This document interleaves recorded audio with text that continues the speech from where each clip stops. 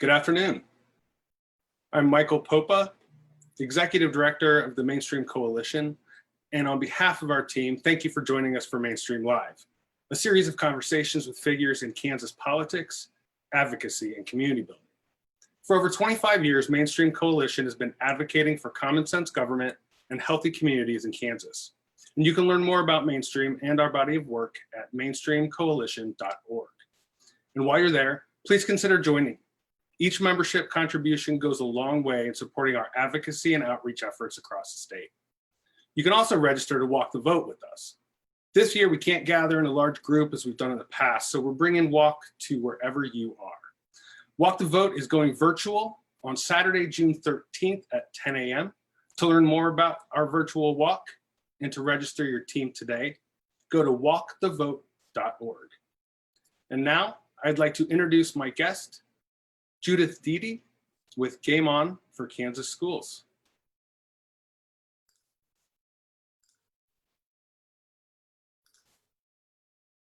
Hi, Judith. Hello. How are you? I'm good. How are you? Doing well, thanks. Thank you so much for being here with us today. Thanks for having me. Of course. So this pandemic and everything else has just wreaked havoc on a lot of organizations, obviously, people. How are you and Game On coping? I mean, we're all right. It kind of feels a little bit like our issues are, everyone's just got so much on their mind and some major issues that are at the forefront right now. We're also experiencing that personally, as well as just, I think everyone's got a little bit limited bandwidth right now. So for anyone who's on today, I appreciate that. That's, and public education is education for all. I mean, that's part of our existence and our platform, making sure that all kids' needs are met and all kids are treated well in our public education system. So, well, can you tell us a little bit about Game On? Yeah, so Game On is a mainly parent-led advocacy effort. We're completely grassroots, completely self-funded, and we kind of evolved from originally a PTA education and engagement effort to become our own organization, and have kind of gradually expanded what we do. But at the core of our efforts is to share information with parents, educators, administrators, the general public, so that people understand the facts about different education issues, as well as to encourage people to get off the sideline and get in the game. That's kind of where Game On comes from, so that they actively participate instead of just watching the impacts of decisions made by others. Excellent. And about how long has Game On been around? We've been around in our present form since about 2010, 2009. So it's hard for me to believe that we're still at this a decade into it. Right. No, that makes complete sense. So what spurred you, Judith Deedy, into action? So personally, it was during the recession, and I'm in the Shawnee Mission School District. So during the recession, our school district faced a $10 million cut one year, a $10 million cut the following year, and an $8 million cut the third year. And I just become a PTA legislative liaison, so that I got to participate in a PowerPoint presentation and other information the district was putting out, and was seeing those are really concrete cuts. I mean, things got cut, class sizes and got bigger, musical programs got cut, other programming got cut, staff got cut. And those were real and significant, and I could see the impact. And a lot of people still weren't engaging, because the other alarming part of that, it wasn't just the cuts themselves, but it was the messaging that was coming out of Topeka. And it wasn't, oh my gosh, these cuts are awful, we're so sorry, we all have to tighten our belts, but as soon as this is over, we're gonna restore the funding. The messaging coming out of Topeka was, our schools have been bloated, overfunded for years. This is okay. This isn't harmful. And that was really like, we've got to get involved. This is not acceptable, and it needs to stop. Sure. So there are two cases out there, Montoya and Gannon, that have to do with public education funding. Could you set the stage here for us? Give us a little background on those, because it gets a little confusing, I think, for a lot of people. Yes, and I that's another point I'd like to make, is that when I started doing this, I hadn't heard of Montoya. You know, I thought I was an engaged parent. I hadn't heard of Montoya. I didn't know what an LOB was. You know, so it's okay to come into this conversation not fully knowing things, as long as you're willing to learn and engage. But the legislature, there had been a Montoya case, and it was a school funding litigation, and saying that the state was not adequately funding its schools. And the courts, you know, it takes a while to work its way through the system, but the court eventually, determined that, yes, our state is underfunding our schools. So the legislature came up with a plan to phase in that funding over 3 years. And we were in the second year of the phase in when the recession hit. So again, that first year, there wasn't a lot of objection. I mean, everyone understood it's a recession, the money's not there. But the court dismissed the case once the settlement was agreed upon. And so then, as we started to come out of the recession, and instead of putting money back, Brownback passed a tax plan that basically bankrupted the state or significantly impacted revenues for the state. There still wasn't the money, but that was a choice. And so instead of being able to go back to the court and say, enforce Montoya now, the plaintiffs had to refile a new case. So that became the Gannon case. So it was very similar factually to the Montoya case. And in fact, after nearly a decade of litigation, the ruling and where the parties ended up was basically going back to Montoya and adjusting it for inflation. So it's been a lost decade of funding for our schools. So you mentioned Gannon was factually similar. So it was basically the Gannon case asked for the same remedy. Yes. If not in dollar amount, but in process. Yeah, I just got a message from someone saying the volume's not working for some, so I don't know if that's a system-wide problem. Not either. Let's check that out. Let's use the chat function. Can anyone hear us out there on Facebook land?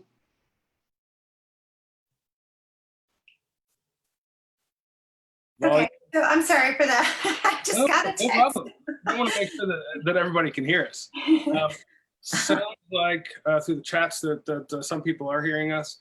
If there's a problem with volume, I apologize. And we will be reposting this to mainstreamcoalition.live with captions.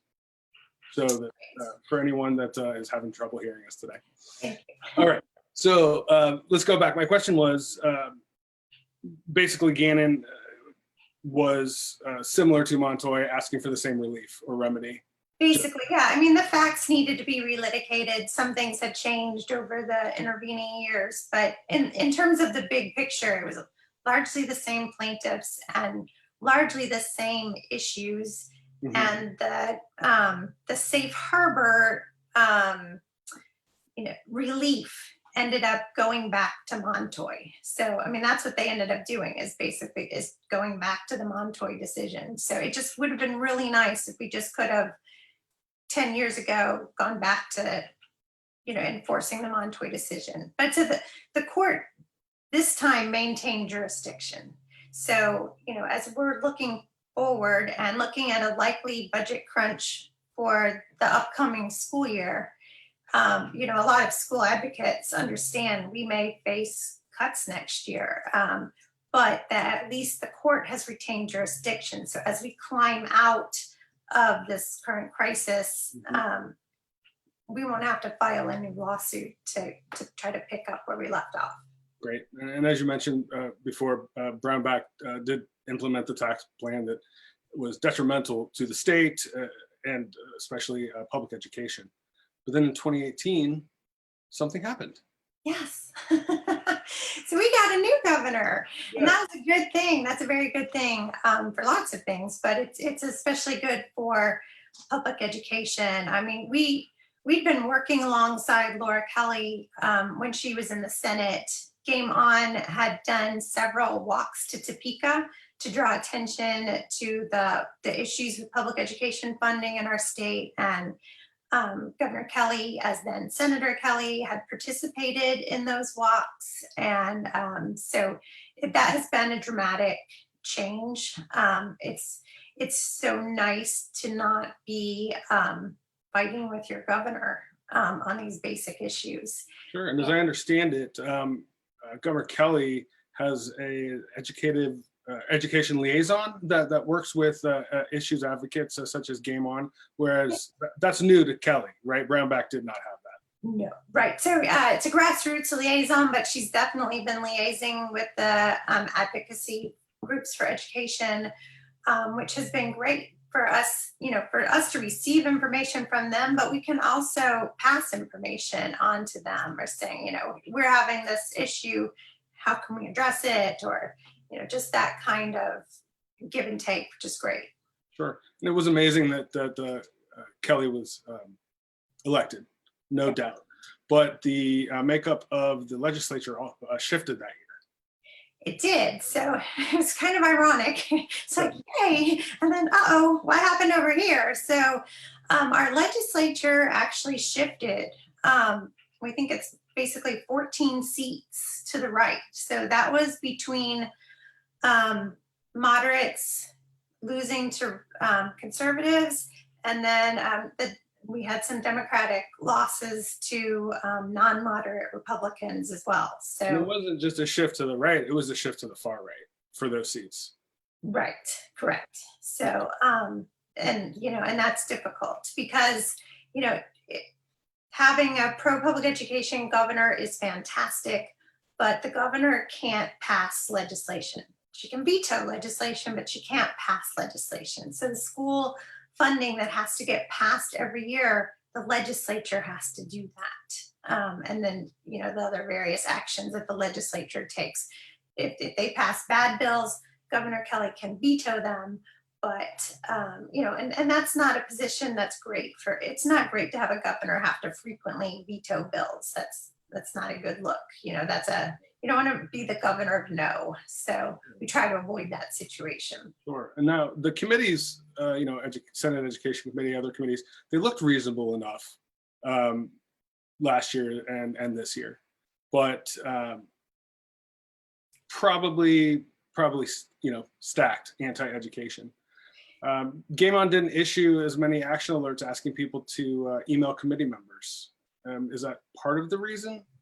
Right. So, I will say, as someone who has testified in committee, they're friendlier bodies than they used to be. I mean, it used to be very unpleasant to go and testify in these committees. So they are less hostile than they used to be. And we have more friends on some of them. There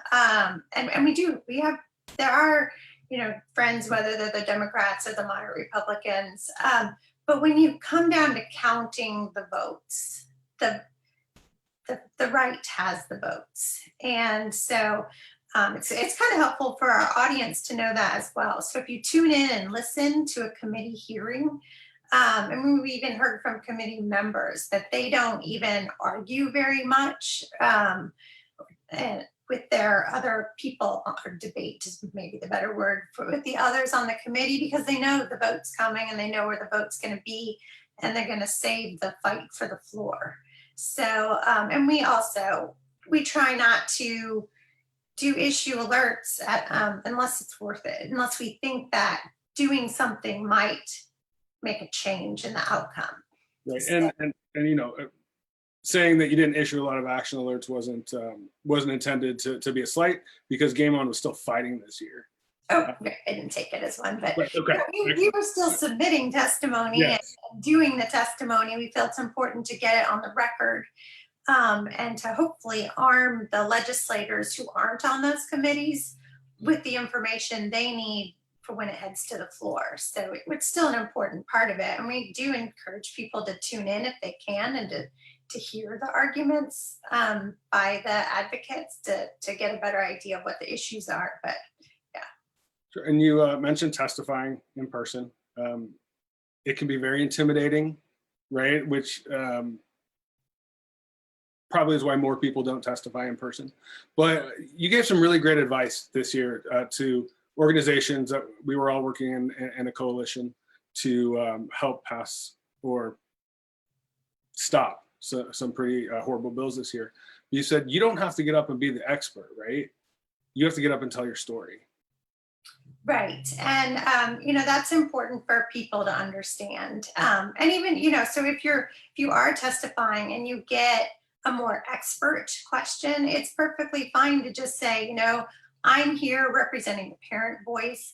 This is what I know. This is why I'm here. And I can't answer that question. I would, defer you to the superintendents or the school board or the teachers for a better answer to that question. And that's totally fine. You're not a farce when you do that. Actually, you're genuine when you do that. And it's perfectly legitimate for you to testify as a parent or as a community member and not have to wear all the hats.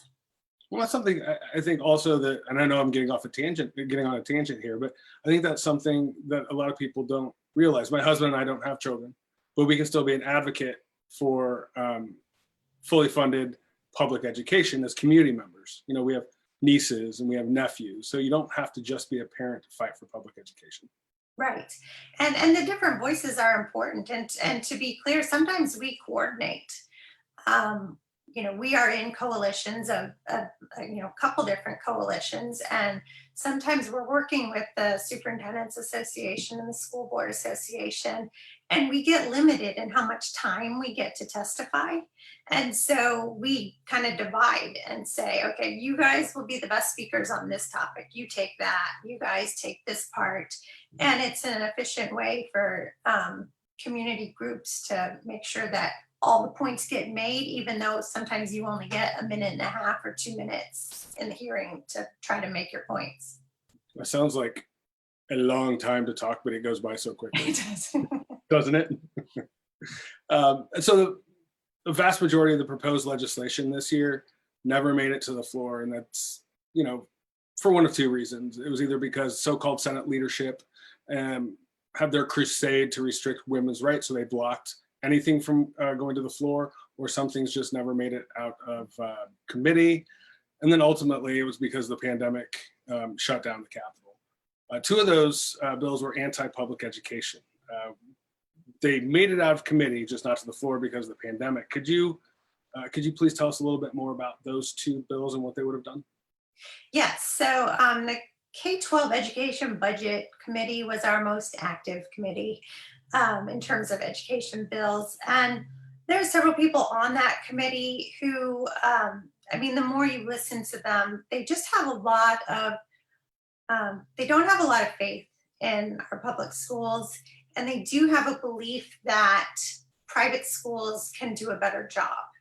And so we keep seeing bills coming out of that committee that would allow kids to leave the public schools and go to private schools. So the first one of those bills was the Kansas Reading Readiness Act.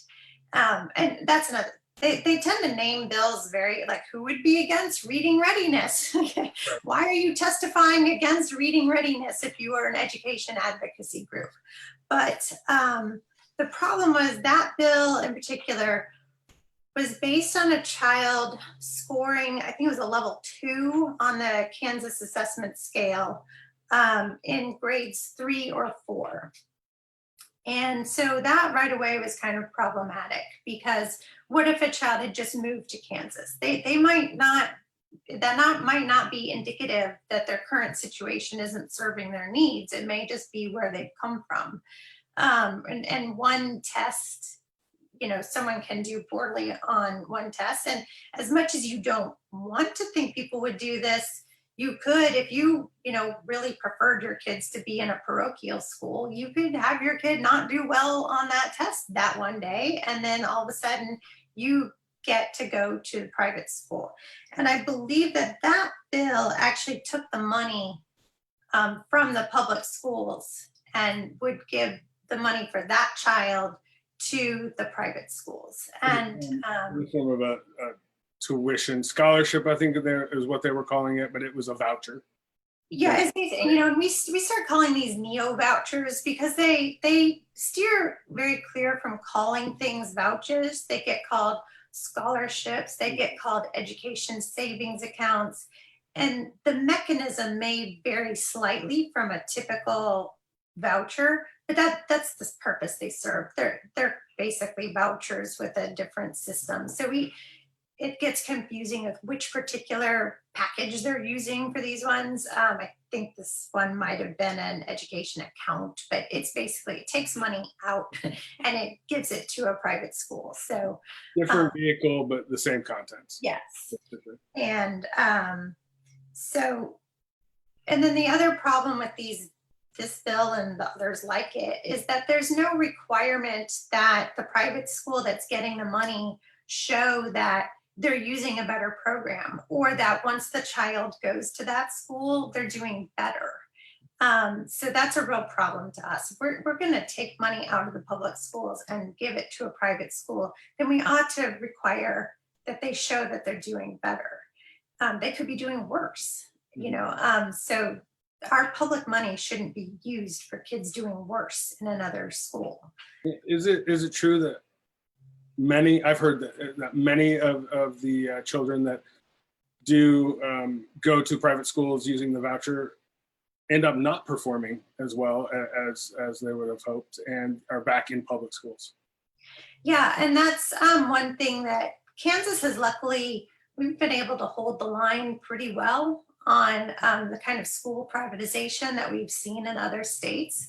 So they've been conducting the experiment for us, and by now the data is coming in, and the data very consistently is showing that there is really not a significant improvement in academic performance, and depending on the school, there is often a lowering of academic performance for students using vouchers. So that's another frustrating part, is that's the data. If we're going to do policy, we should have to look at the data first, and that's missing from these bills. And the other thing with that bill is once the kid received it in 3rd or 4th grade, they could stay indefinitely. There was no time limit on once they changed schools, they could stay in those schools. So you're talking about them providing from 3rd grade to 12th grade for these kids. Well, and that's something I don't think a lot of people hear about at that point. Right? That it's not just a one-time voucher, but that it's year after year. Yes. And the other bill had to do with school lunches. Oh no, the expansion of the tax credit scholarship. And what it did, and again, this is something we've seen in others.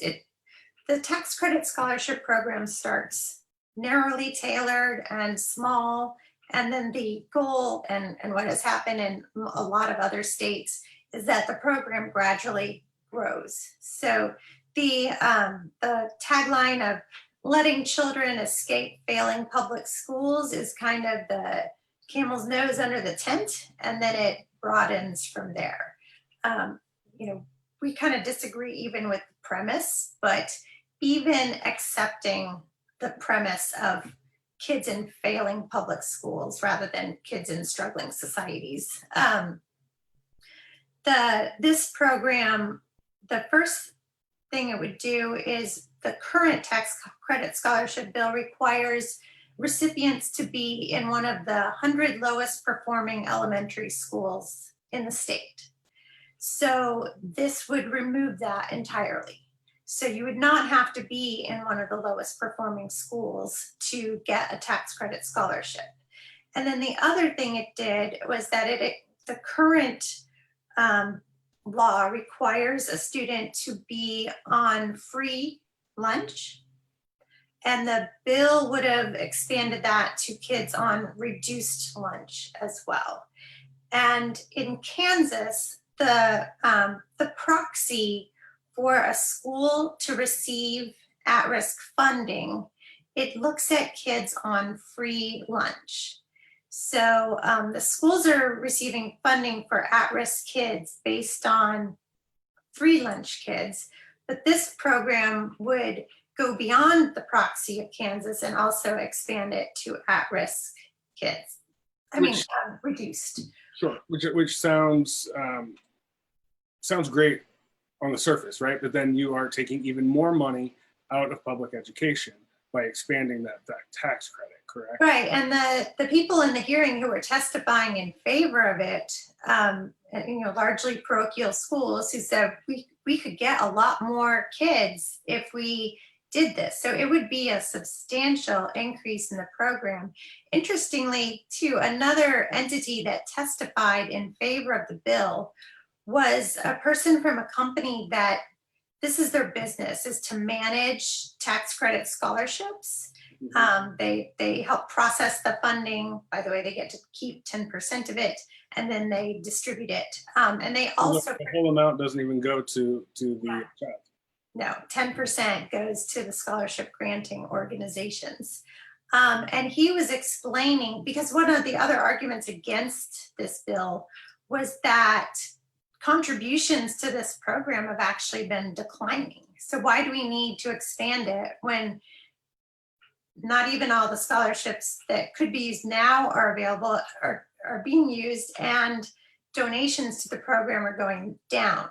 And this gentleman testified that one reason we don't have more money in the program is that the program is so restrictive that it's not worth their efforts to lobby corporations and individuals to donate money.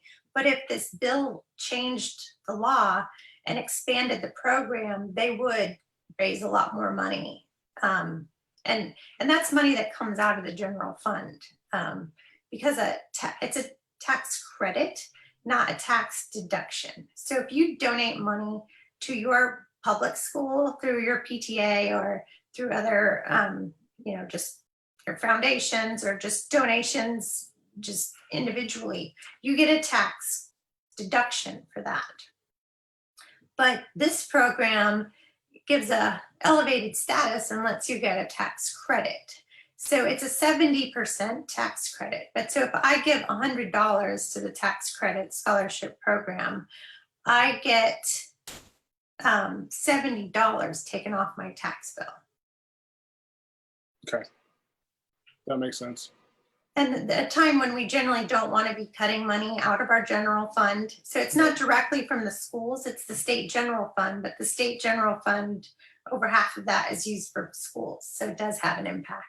Sure, and it has a negative impact on the state general fund, but a positive impact on the private institutions that aren't contributing normally to the state general fund anyway.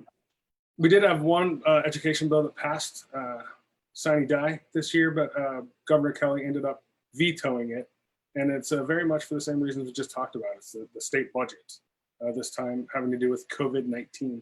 Could you explain that, just what provision in that legislation spurred her to do that? Right, so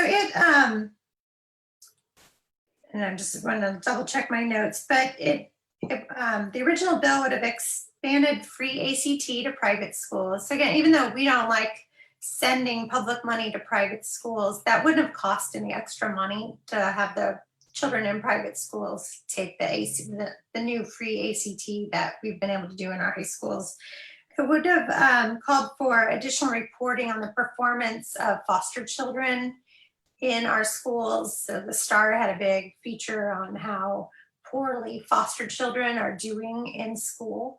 And that's something that I know Governor Kelly, she's publicly said she really supports that idea.